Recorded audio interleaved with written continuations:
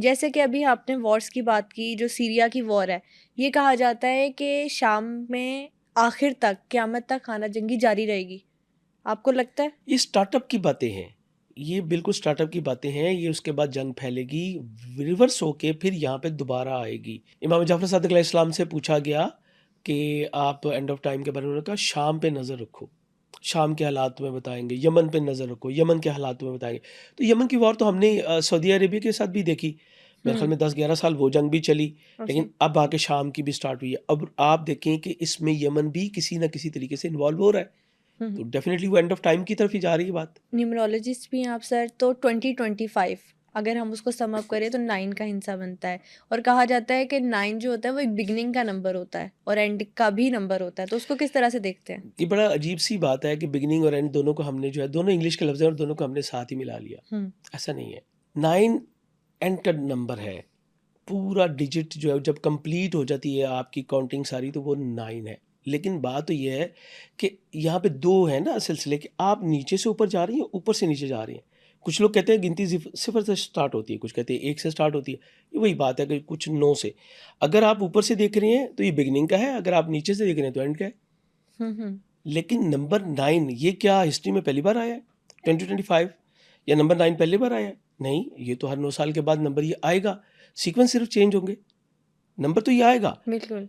अभी इस नंबर की अहमियत क्या है? दैट इज द यही कि मतलब मेन मेन पॉइंट। 2025 को इतना इम्पोर्टेंट क्यों कहा जा रहा है, जब से साल शुरू हुआ है, इस पर इतनी बात की जा रही है? उसकी वजह ये है कि दुनिया में जो है वो इस वक्त जंग मुसल्लत है। 9 जो है ये जंग का अदद है। 9 एक्चुअली इसके पीछे जो प्लैनेट हम देखते हैं वो हुँ, मार्स है।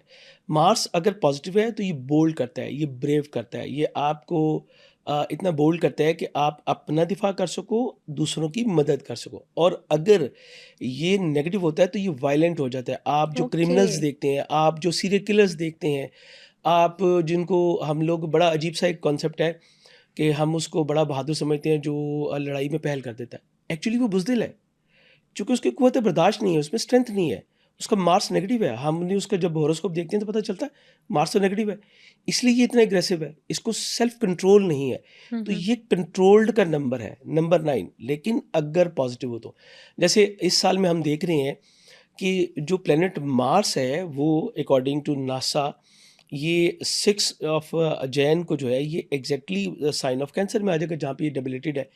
अब आपका एग्रेशन जो है वो बढ़ती हुई नज़र आएगी, टिल आपको ये नज़र हुँ, आएगा। और फिर रेट्रोग्रेड भी है इस वक्त, ये रिवर्स होके आ रहा है, लियो से रिवर्स होके आ रहा है। और यहाँ पे आपको एग्रेशन जो है वो बढ़ती हुई नज़र आएगी, आपको हादसात नज़र आएंगे। ये पिछले दिनों में आप देख लें, आपको कई एक हादसा जो है वो मिल रहे न्यूज़ में सुनने को मिल रहे हैं वर्ल्ड वाइड। आप देखें कि अभी 2-3 जो है वो एरोप्लेन क्रैश हुए हैं। हुँ, हुँ। ये सब मार्स की ही एक सीरीज़ है टोटल।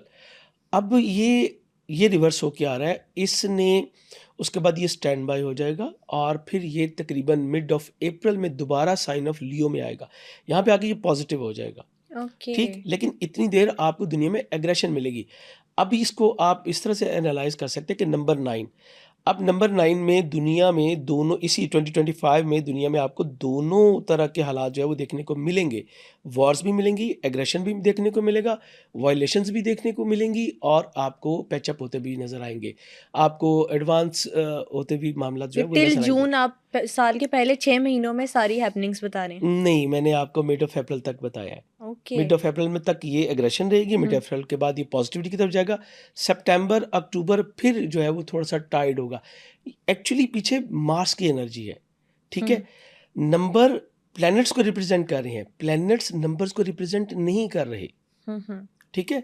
तो हमें इस तरह से इसको देखना है कि एक्चुअल चीज़ क्या है, प्लैनेट। परवरदिगार ने जो गैलेक्सी में इतने सारे जो बुरूज और जो सियारगान, सितारे जो सजाए हैं, ये खूबसूरती के लिए नहीं सजाए, इसके इम्पैक्ट हैं। बिल्कुल ऐसे ही इसके है। इम्पैक्ट हैं, इसके इम्पैक्ट अगर किसी को समझ नहीं आते तो वो चला जाए चाँद की चौदह तक, कराची चला जाए, सी साइड पे खड़ा हो जाए, देखे चाँद की वाइब्स कितनी हैं, वो समंदर को उठा के बाहर तक फेंक देता है। हज़रत अली ने कहा ना कि मुझे आसमान के रास्तों का इल्म है, तो वो तो नॉलेज तो ऑब्वियसली है। अच्छा, उसमें एक कहा जाता है कि जो नंबर होता है उसकी अपनी भी बहुत फ्रीक्वेंसी होती है। क्या ये नंबर 9 ही इतना हैपनिंग है कि इस साल ऐसे होने वाला है कि ये साल इसी तरह से अगर हम देखें तो ये कहा जाता है कि 2025 से 2027-28 तक वैसे ही वॉर्स के साल हैं। नहीं, इसको इस तरह से नहीं कह सकते हम कि ये 2027-28 तक जो है वो वॉर के ही साल हैं। मैंने फिर आपको कहूँगा कि नंबर उसका एक रिप्रेजेंटेटिव है। जैसे मिसाल के तौर पे हम सिटी में घूमते हैं, हम बाटा की बहुत सारी जो है वो शॉप्स देखते हैं, बट वहाँ पे मैन्युफैक्चरिंग नहीं होती। मैन्युफैक्चरिंग कहाँ पे होती है? मैन्युफैक्चरिंग ओके, का प्लांट एक फैक्ट्री अलग में। है, वहाँ से सिर्फ सप्लाई चेन है, वो डिस्ट्रीब्यूटर हैं। नंबर एक सिग्निफिकेंट है कि यहाँ से ये कुछ हो सकता है। एक्चुअल चीज़ प्लैनेट है। जब उस प्लैनेट का नंबर आ रहा है तो इट्स मीन कि उसकी लॉर्डशिप उस प्लैनेट के पास है। अब वो प्लैनेट का बिहेवियर है, वो पॉजिटिव है या नेगेटिव है। मिसाल आपको देते हैं, अब यही नंबर 9 होगा, गर्मियाँ भी आएंगी, सर्दियाँ भी अभी चल रही हैं, ठीक है। अब सन जो है, चूंकि बल्कि कहना चाहिए सॉरी, अर्थ जो है वो चूंकि सन से थोड़ा सा साइड पे हुई है, थोड़ा सा दूर हुई है, तो हमें उसकी जो है वो हिद्दत कम लग रही है, हमें सर्दी में महसूस कर रहे हैं। जब वो करीब हो जाएगी तो फिर यही सन तो वहीं पे रहेगा, ठीक है। बिल्कुल ठीक।